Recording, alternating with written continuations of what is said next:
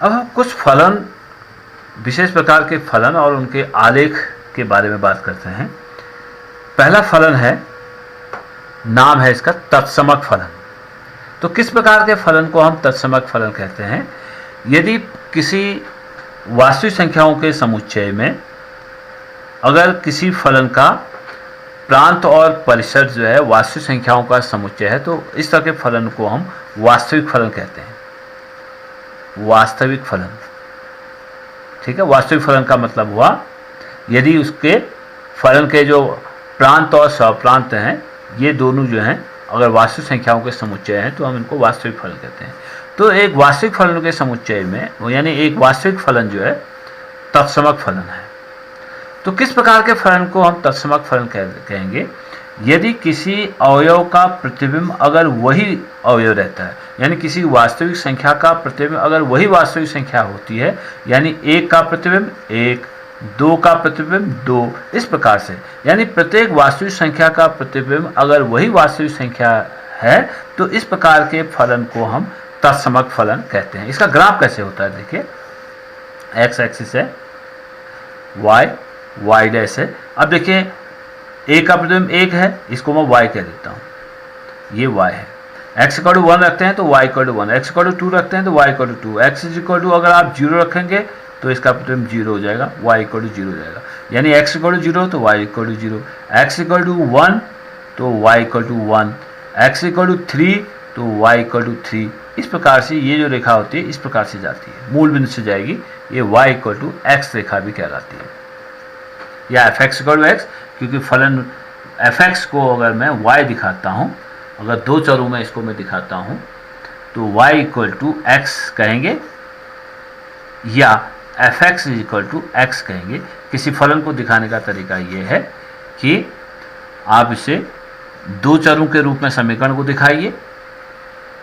ये एक घाती आपके पास, दो चरों में एक घाती आपके पास समीकरण है, y इक्वल टू एक्स या y equal fx equal to x दिखाइए। ये फलन को लिखने का तरीका है।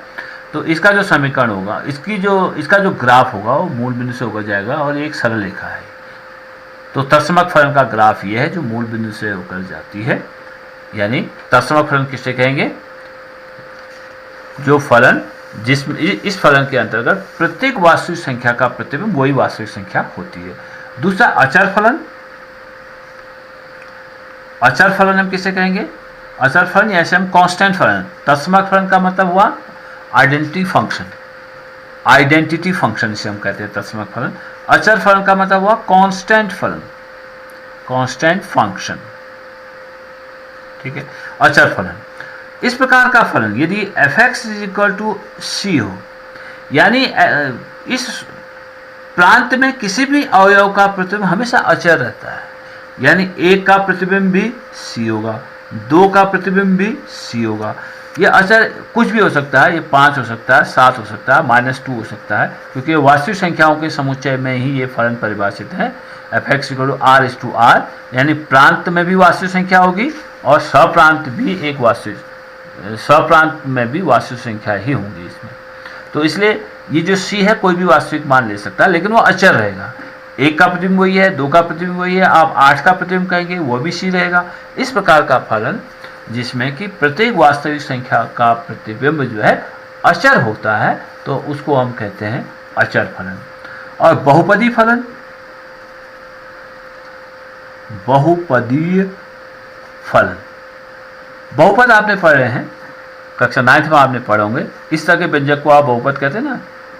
px आपने देखा ना, px is equal to a0 x की घात n प्लस a1 x की घात n minus 1 plus so on plus an minus 1 x धन an। इस प्रकार के पद को हमने बहुपदी पद, बहुपद कहते हैं हम यहाँ पर, जहाँ पर जो घातांक n है वो एक कोई धनात्मक संख्या होगी और ये a0 a1 an माइनस 1 ये जो गुणांक हैं, कोफिशिएंट जो हैं, ये वास्तविक संख्याएं होती हैं। तो इसी को हम एक फलन के रूप में अगर लिखना चाहें तो ये जाएगा fx इज इक्वल टू, जैसे मैंने कहा, x³ प्लस x² प्लस 1, ये एक बहुपद है। इस प्रकार के फलनों को हम बहुपदी फलन कहते हैं। यानी स्वतंत्र चर के किसी मान के लिए परतंत्र चर का कोई मान मिलेगा आपके पास, fx का कोई मान मिलेगा। तो ये जो इस तरह के जो आपके पास फलन है ये बहुपदी फलन कहलाएंगे, प्रोवाइडेड शर्त क्या है, x का घातांक कोई धन पूर्णांक होना चाहिए। जैसे मैंने कहा x धन 1/x, ये बहुपदी फलन नहीं होगा, ठीक है। x² + x+1 ये बहुपदी फलन होगा, लेकिन x धन 1/x क्योंकि ये बहुपद नहीं है, x धन 1/x, क्योंकि x का घातांक आपके पास यहाँ पर दिख रहा -1 है, तो ये बहुपद नहीं, ये बहुपदी फलन नहीं कहलाएगा, ये बहुपदी फलन कहलाएगा। उस तरह से इसलिए जो हम बहुपदी फलन के बाद हम अगला फलन देखते हैं, परिमेय फलन। परिमेय फलन, जैसे परिमेय फलन आपने ये भी कक्षा 9 में पढ़ा है।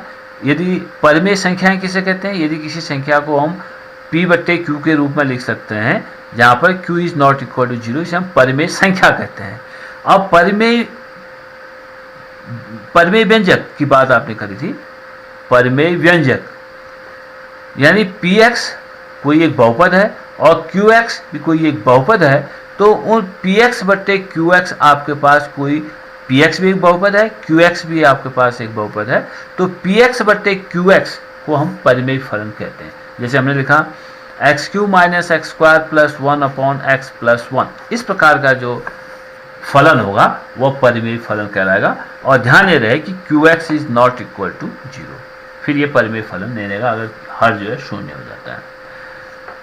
एक महत्वपूर्ण बात यहाँ पर आ रही है, जो फलन है इसका हम कई जगह यूज करेंगे, मापांक फलन। मापांक फलन एक विशेष प्रकार का एक गणितीय संरचना है। मापांक फलन एक इस तरह का फलन fx = mod of x, ऐसे इसको हम निरूपित करते हैं। यानी इसे पढ़ते हैं मापांक फलन, यानी x को दो खड़े दंडों के बीच में अगर लिख देते हैं तो इस प्रकार के फलन को हम मापांक फलन कहते हैं। इसकी विशेषता ये है कि ये जो दो खड़े डंडे हैं, ये एक इस तरह की मशीन है, इसके अंदर आप कोई भी संख्या अगर डालेंगे तो वह धन होकर बाहर निकलेगी। इसे mod of 2 अगर हम कहते हैं तो ये 2 होगा, mod of -2 अगर हम कहते हैं तो ये भी 2 होगा। तो इसकी परिभाषा ऐसे देते हैं, fx = mod of x, इसका मतलब हुआ ये बराबर हो जाता है x जब x > 0 है, ये -x हो जाता है जब x < 0। इसका क्या मतलब हुआ, मापांक फलन को हम ऐसे दिखाते हैं fx = mod of x, और इसकी परिभाषा ये है mod of x = x होगा। जब हम इसको हटाएंगे ना, ये खड़े डंडों को हटाएंगे तो ये हो जाएगा mod of x = x हो जाएगा जब x > 0 है, और mod of x = -(x) हो जाएगा यदि x इज < 0, x नेगेटिव है। तो इसलिए जो है ना mod of 2, ये तो धनात्मक संख्या है, ये तो 2 हो जाएगी, लेकिन mod of -2 निकालेंगे तो mod के अंदर जो संख्या x थी ना, ये नेगेटिव है, < 0 है -2।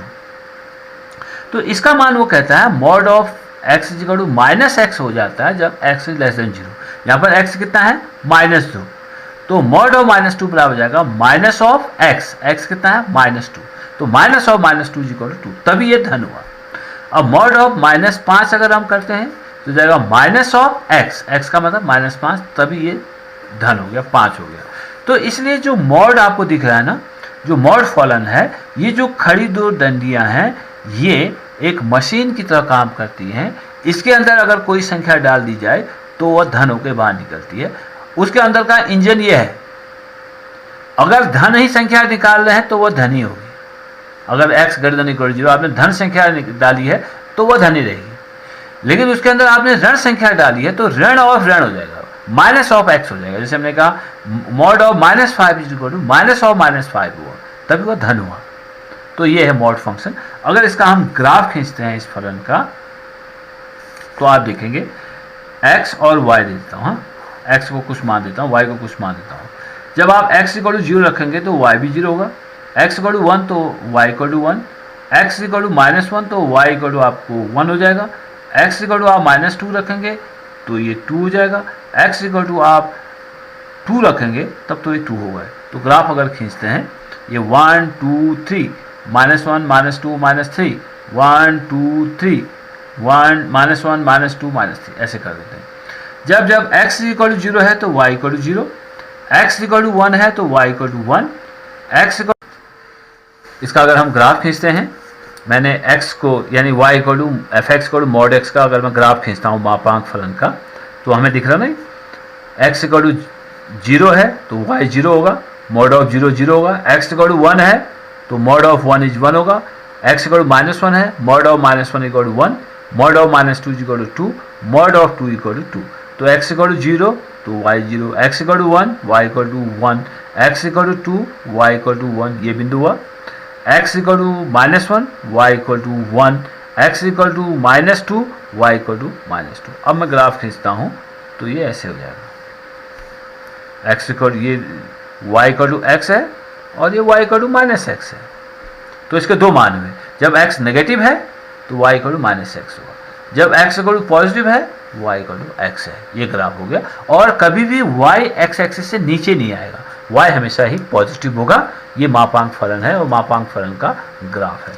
एक और महत्वपूर्ण बात है जिससे हम बार बार यूज करेंगे कि इसे कहते हैं महत्तम पूर्णांक फलन, महत्तम पूर्णांक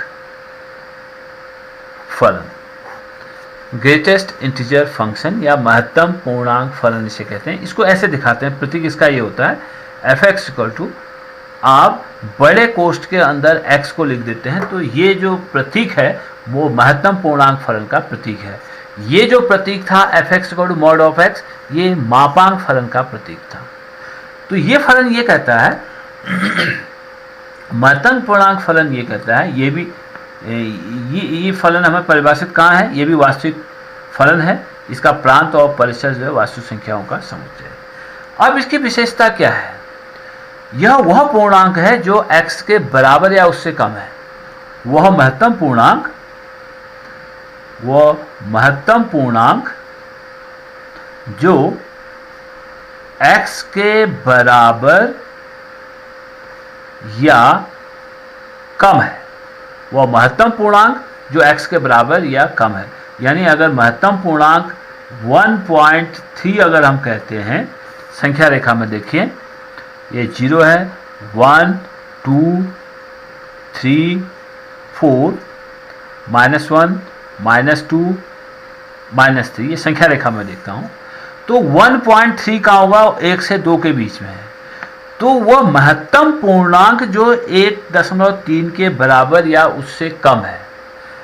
अब 1.3 तो पूर्णांक नहीं है, तो वह महत्तम पूर्णांक जो 1.3 के या तो बराबर है या उससे कम है। देखिए 1.3 तो अपने आप में पूर्णांक नहीं है, तो जो महत्तम पूर्णांक है जो 1.3 से कम है वो अपने आप 1 हो जाएगा। महत्तम पूर्णांक 1.4 कहेंगे तो ये भी 1 हुआ, महत्तम पूर्णांक 1.6 कहेंगे ये भी 1 हो गया। इसलिए 1 से 2 के बीच की जितनी भी वास्तविक संख्याएं होंगी उनका महत्तम पूर्णांक 1 होगा, और महत्तम पूर्णांक 1 बराबर, ये तो अपने आप में पूर्णांक है, ये 1 हो गया। अब महत्तम पूर्णांक 2.3 कहेंगे तो ये 2 होगा, यानी 2 से 3 के बीच की कोई भी वास्तविक संख्या आप लेंगे वो आपके पास पूर्णांक तो नहीं है, वो महत्तम पूर्णांक जो 2.3 के बराबर या उससे कम है, ये 2 हो गया। तो महत्तम पूर्णांक 2.1 ये भी 2 हो जाएगा, महत्तम पूर्णांक 2 बराबर 2 हो जाएगा। इस प्रकार से महत्तम पूर्णांक 3 बराबर 3, और 3 से 4 के बीच की कोई भी वास्तविक संख्या आ जाएगी उसका महत्तम पूर्णांक 3 हो जाएगा, महत्तम पूर्णांक 4 बराबर 4 हुआ। अब इसी प्रकार से ऋणात्मक दर्शन में आता हूँ, महत्तम पूर्णांक -1 बराबर तो हमारे पास -1 होगा क्योंकि ये अपने आप में पूर्णांक है, तो महत्तम पूर्णांक -1 का मतलब हुआ वो महत्तम पूर्णांक जो -1 के बराबर या उससे कम है, तो -1 तो अपने आप में पूर्णांक है, इसलिए महत्तम पूर्णांक जो -1 के बराबर है -1 ही होगा। अब महत्तम पूर्णांक, अब इसके बीच में करता हूँ, -1.5 करना है, -1.5 ये। अब देखिए -2 बड़ा है या -1 बड़ा है, जो -1 और -2 के बीच में कोई वास्तविक संख्या है -1.5, तो महत्तम पूर्णांक जो -1.5 के बराबर या उससे कम है, देखिए -1 जो है -1.5 से ज़्यादा है। हम जानते हैं कि संख्या रेखा में जो भी संख्या बाईं ओर को होती है वो बड़ी होती है सॉरी, जो भी संख्या दाईं ओर को होती है वो बड़ी होती है, जो संख्या बाईं ओर को होती है वो छोटी होती है। जैसे हम देख रहे हैं 0 से 1 बड़ा है, 1 से 2 बड़ा है, 2 से 3 बड़ा है, वैसे ही -1 से 0 बड़ा है और -2 से -1 बड़ा है।